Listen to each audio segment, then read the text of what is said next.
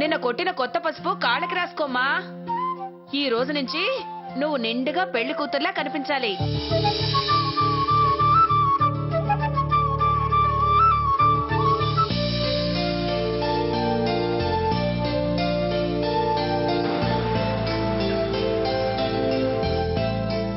అమ్మా, అమ్మమ్మ గారు కారు పంపించారే.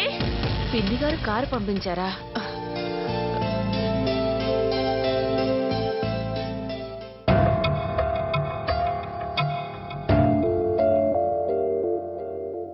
నమస్కారం అండి అయ్యా. నమస్కారం అండి అమ్మా. నమస్కారం.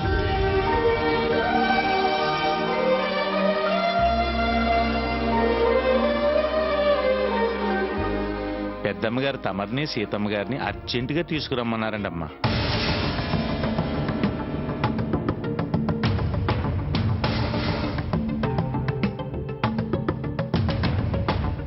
ఇంత పొద్దున్నే కారు పంపించి రమ్మని కబురు పెట్టారేంటి? ఏంటి ఏంటి అని ఇక్కడుండి అనుకుంటే ఏం తెలుస్తుంది? వెళ్ళి రండి. మిమ్మల్ని వదిలేసి నేను ఎలా వెళ్ళగలను చెప్పండి? అలా అని వెళ్ళకపోతే మళ్ళీ ఆవిడికి కోపం వస్తుందమ్మా. పోనీ నువ్వు వెళ్ళిరావే సీత. నేనా? అవును, నువ్వే వెళ్ళిరా. ఇద్దరిని రమ్మని కబురు పెడితే దాన్ని వెళ్ళి రమ్మంటావేమిటే? ఇద్దరూ వెళ్ళిరండి. నాన్న సంగతి నేను చూసుకుంటాను గాని మీరు వెళ్ళరండమ్మా. టిఫిన్ చేయాలి, ఈయనకి మాత్రలు అవి ఇవ్వాలి. నేను చూసుకుంటానన్నాను కదా. వెళ్ళిరా సావిత్రి. సరే స్వర్ణ, జాగ్రత్త, కాస్త నూనె తక్కువ వేసి చేయి. అలాగే అమ్మా. పద రా. పొద్దున్నే కబురు చేసింది, వెళ్ళాలంటే కాళ్ళల్లో వణుకొస్తోంది. రాత్రి విషయం అంతా సాకేత్ అమ్మమ్మ గారితో చెప్పేశాడేమో. అమ్మ ముందు క్లాస్ గ్యారంటీ. చిన్న విషయం కూడా దాచుకోడు.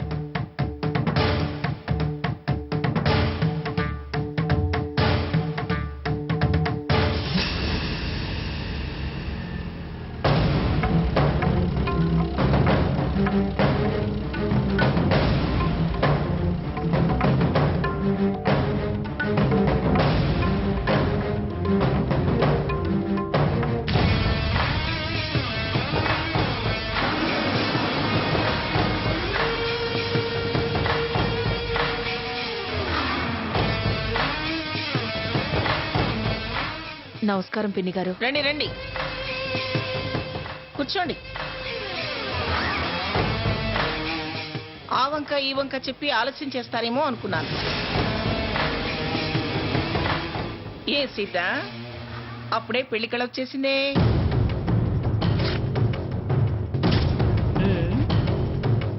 రాత్రంతా చాలా కలలుగానే ఉంటావు.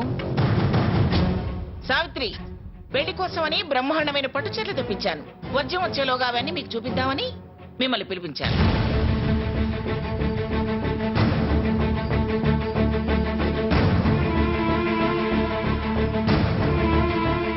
లక్ష్మి, వస్తున్నా అత్తయ్య గారు. రా త్వరగా. వీళ్ళకి నేను కబురు పెట్టానని తెలుసు, వాళ్ళు వస్తారని తెలుసు, కారు సౌండ్ కూడా నువ్వు విన్నావు. రావెంటి బయటికి. వచ్చా చీరలు చూపించాల్సిన బాధ్యత నీకు లేదా? అలాగే అత్తయ్య.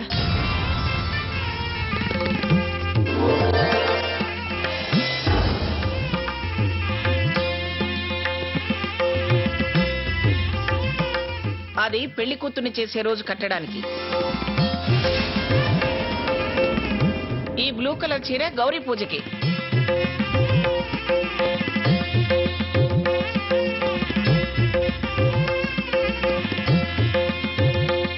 ఇదిగో ఆ మెరూన్ కలర్ ఏమో పెళ్లి పెట్టెల మీదకి.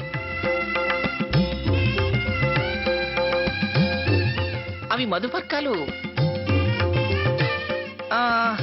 ఆ తెల్లదేమో తలంబరాల చీర.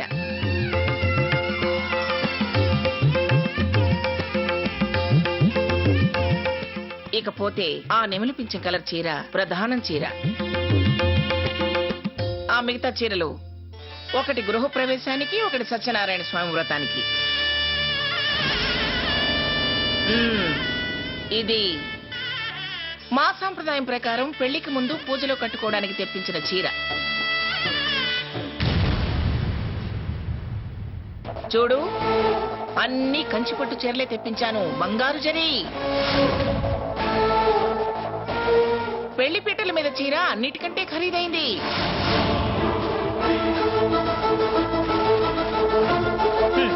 నలుగురిలో దర్జాగా ఉండాలి కదా, అందుకే అది ప్రత్యేకంగా సెలెక్ట్ చేశాను. అది పెళ్లి పీటల మీద కట్టుకోవాలని నెల నెల వాయిదాలు కట్టి చిలక పచ్చ పట్టు చీర కొన్నాను. రేపు మళ్ళీ నీ కష్టంతో కొన్నది కట్టబెడితే కష్టాలు వస్తాయి, వద్దంటుందేమోనని భయపడుతున్నానండి. ఏం సావిత్రి, ఎలా ఉన్నాయి చీరలు? చాలా బాగున్నాయి పిన్ని గారు, మీ అంతస్తుకు తగ్గట్టు బ్రహ్మాండంగా ఉన్నాయి. ఏం సీత, నువ్వేం మాట్లాడవేమిటి? మీ డాబు దర్జా పొగట్టం చేతకాని పిల్ల ఏం మాట్లాడుతుంది? చాలా బాగున్నాయి అమ్మమ్మ గారు. కానీ ఏమిటి కానీ అని ఏదో సన్నగా సాగదీస్తున్నావు? మీరు చెప్పినట్టు అన్ని సందర్భాల్లో ఇవి కట్టుకుంటాను. కానీ నేను అడిగింది ఆ కాని అర్థం గురించే. ఏమిటా కాని? నాంచకుండా అభ్యంతరం ఏమిటో ముందు చెప్పు. పెళ్లిలో కట్టుకోవడానికి అమ్మకు చీర కొన్నదమ్మమ్మ గారు. ఆ ఒక్క చీరకి మీరు పర్మిషన్ ఇవ్వాలి. సీత, ఏం పర్వాలేదులే, ఊరుకో. అదేంటమ్మా, నువ్వు చెప్పవు, నన్ను చెప్పనివ్వవు. అంటే నువ్వనేది ఏమిటి? పెళ్లిలో మీ అమ్మకున్న చీర కట్టుకోవడానికి పర్మిషన్ ఇవ్వాలి. హ్మ్.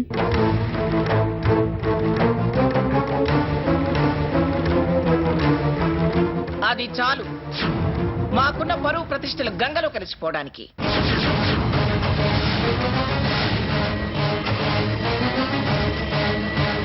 పిఠాపురం మంగమ్మ గారి మనవడికి కాబోయే భార్య 10,000తో 25,000తో పట్టు చీర కట్టుకుంటే మా స్టేచర్, మా గౌరవం, మా పరువు ప్రతిష్ట ఏమైపోవాలి? ఏమైపోవాలి? చూడు సీత, నీకు నేను గతంలో చాలా సార్లు చెప్పాను, నువ్వు రామచంద్రయ్య కూతుర్లా ఆలోచించకు. మంగమ్మ గారి మనవరాలిగా ఆలోచించు. సాకేత్ భార్య అనే స్టేటస్ కట్టుకునే చీరలతోనూ పెట్టుకునే సొమ్ములతోనూ వచ్చేది కాదు కదా అమ్మమ్మ గారు. సాంప్రదాయంగా 3 ముళ్ళ బంధంతో వచ్చే హక్కు. సీత, నువ్వు ఉండవే. నేను ఈ ఇంటి దాన్ని అయ్యేంత వరకు పుట్టింటి వాళ్ళ ప్రేమ ఆపేక్షలకు నేను విలువివ్వాలి కదా. వాళ్ళ మనసుకి తృప్తినివ్వాలి కదా అమ్మమ్మ గారు. ఒక్కసారి ఆలోచించండి.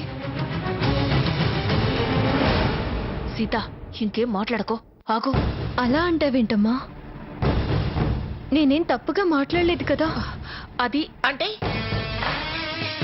తప్పు ఒప్పు అనేవి నాకు తెలియవని నువ్వు చెప్తున్నావా? బంధాలతో వచ్చే హక్కులైనా ఆ బంధం పడటానికి స్థాయి కావాలి, స్థాయి.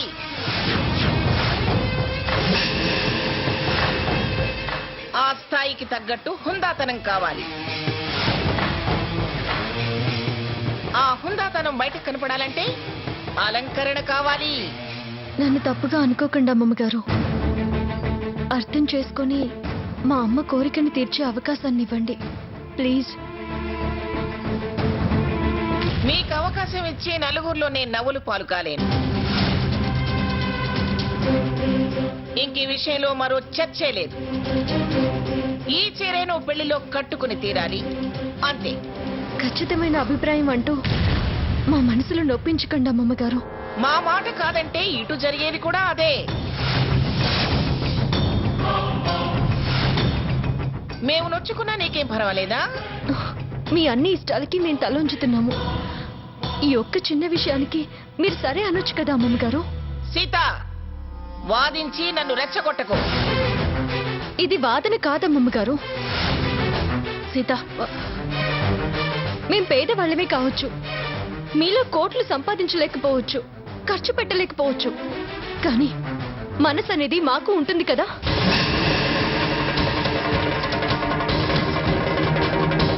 మీరు నెరవేర్చుకున్నట్టు అన్నీ మేము నెరవేర్చుకోలేము. అందుకే చివరికి చిన్న తృప్తి కోసం మేము మీ పర్మిషన్ అడుగుతున్నాము. రేపు పెళ్ళయి నేను మీ ఇంటికి వచ్చేయచ్చు. మీ హోదా, దర్జా, సుఖ సంతోషాలు అనుభవించొచ్చు. కానీ మా అమ్మ జీవితకాలం తన కోరిక తీర్చుకోలేకపోయానన్న బాధ అనుభవిస్తుంది కదా.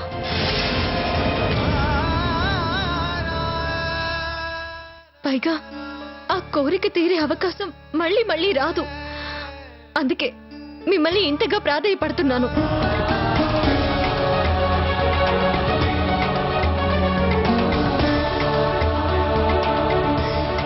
పైగా ఇది ధరలతో పోల్చి చూసే విషయం కాదు, ప్రేమతో చూడాల్సిన విషయం, మనసుతో ముడిపడ్డ విషయం.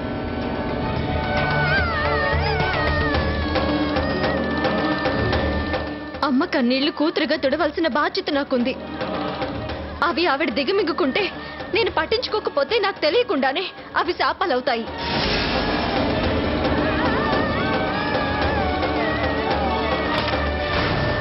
ముందు ముందు వాళ్ళకి బాధ, నాకు ఇబ్బందులు తెచ్చిపెడతాయి.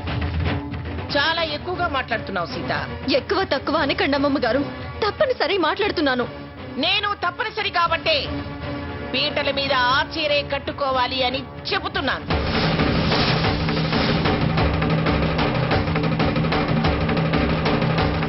అంతేగాని మీ అమ్మ కోరికే తీర్చాలనుకుంటే తర్వాత ఎప్పుడైనా కట్టుకో. సందర్భం దాటిపోయిన తర్వాత కట్టుకున్నా కట్టుకోకపోయినా ఒకటే అమ్మమ్మ గారు. అప్పుడు దక్కే ఆనందం ఎప్పుడు దక్కదు. ఈ ఒక్క విషయంలో నా మాట వినండి ప్లీజ్ అమ్మమ్మ గారు.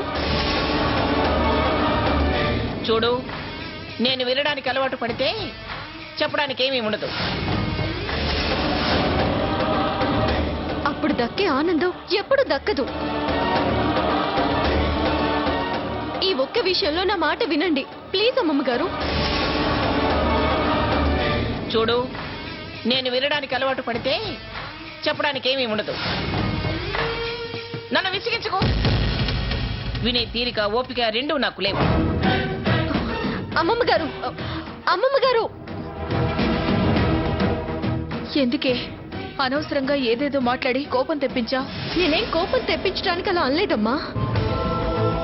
చిన్న కోరిక కూడా తీర్చుకోలేక నువ్వు కుమిలిపోవడం ఎందుకని అడిగానంతే. నేనేం కుమిలిపోవడం లేదు, అంతా వాళ్ళిష్ట ప్రకారమే జరగనివ్వమన్నాను కదా. ఎందుకమ్మా అబద్ధాలు ఆడతావు? రాత్రి నువ్వు నాన్న మాట్లాడుకున్నదంతా నేను విన్నాను. ఎంతసేపు నా జీవితం గురించి ఆలోచించి మీకు మీరు సర్ది చెప్పుకుంటూ మదన పడుతున్నారు.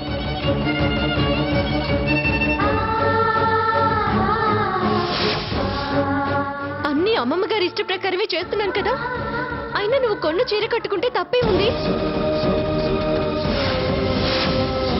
కన్న తల్లి కన్నీళ్లు దిగమింగుకొని కూతుర్ని కాపురానికి పంపిస్తే మాత్రం ఆ జీవితం సాఫీగా సాగుతుందా?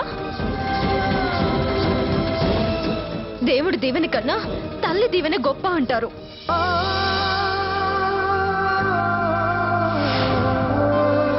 నీ కోరిక నాకు తెలుసమ్మా, అది తీరిస్తేనే నాకు తృప్తిగా ఉంటుంది. అందుకే అలా అడిగాను.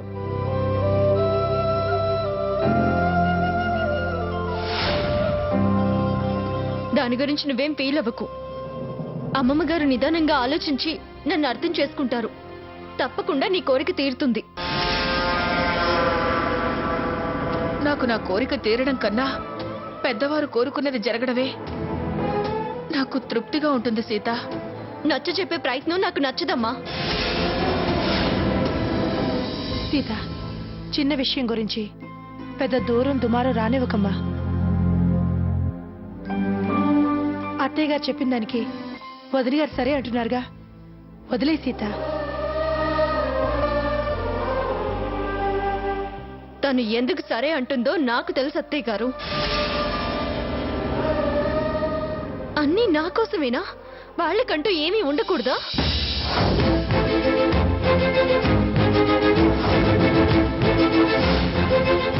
తర్వాత కోట్లిచ్చినా ఆ తృప్తి దక్కదు. అందుకే నేను ఇలా బయటపడి అడగాల్సి వచ్చింది.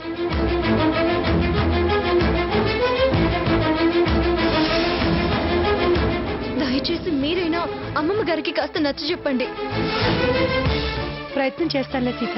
ప్రయత్నం కాదు, జరిగేలా చేయండి ప్లీజ్. అమ్మా, నువ్వు ఇంటికెళ్ళు, నేను ఆఫీస్కి వెళ్ళొస్తాను. అలాగే. వెళ్ళొస్తాను అత్తయ్య గారు. అలాగే.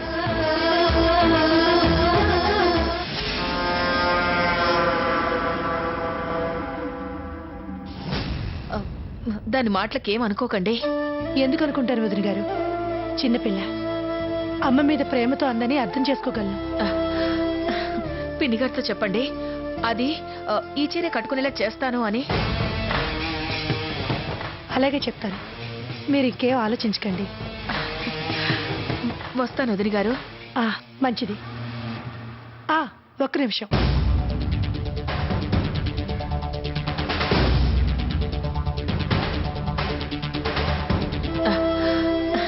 పిన్ని గారితో చెప్పండి, అది ఈ చీర కట్టుకునేలా చేస్తాను అని.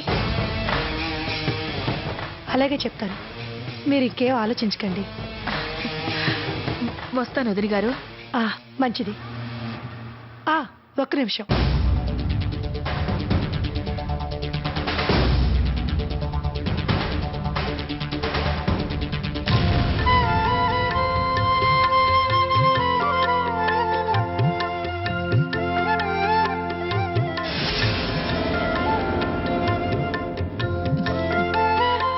వెళ్ళొస్తానండి.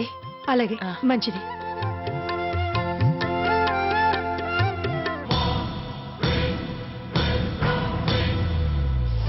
ఏంట్రా, ఏంటి సంగతి? సీత గారికి మ్యారేజ్ డేట్ ఫిక్స్ అయింది. రామ్మా సీత, రా.